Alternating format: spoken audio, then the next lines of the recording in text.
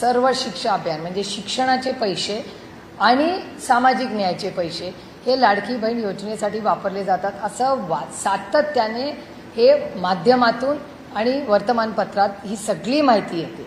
हे अतिशय चिंताजनक आहे आणि ही गोष्ट मी आज नाही गेले 2-2.5 वर्ष म्हणते की महाराष्ट्राची आर्थिक परिस्थिती ही अडचणीत आहे। याच्याबद्दल जे टेक्नोक्रॅट्स आहेत, इकॉनॉमिस्ट आहेत, जे अर्थतज्ञ आहेत, या सगळ्यांना बोलवा। महाराष्ट्रात अतिशय चांगले अर्थतज्ञ आहेत, ते सगळे राजकीय मतभेद बाजूला ठेवून अर्थतज्ञांचं मार्गदर्शन घेऊन महाराष्ट्राचं आर्थिक धोरण हे ठरवलं गेलं पाहिजे।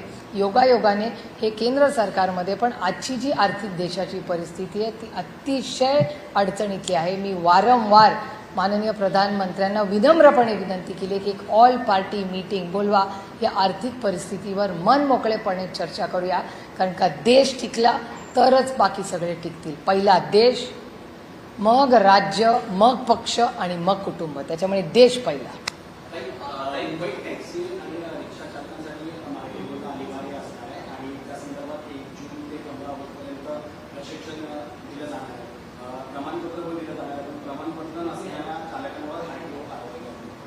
मला असं वाटतं की एखादी भाषा येणं ही आनंदाचीच गोष्ट आहे आणि चांगलीच गोष्ट आहे आणि महाराष्ट्र सरकार हे करत असेल तर त्याचं स्वागतच करेल, पण त्याचबरोबर ती यंत्रणा ही चांगल्या पद्धतीनेही चांगली पाहिजे। काल तुमच्याच चॅनल सगळ्यांवर पाहिलं, एखाद्या सिनियर सिटीजनला कुठल्या तरी चालकाने मारलं, हे मान्य नाही आम्हाला आणि ह्याच्यावर नुसतं मारून काय उपयोग नाही त्याच्यावर।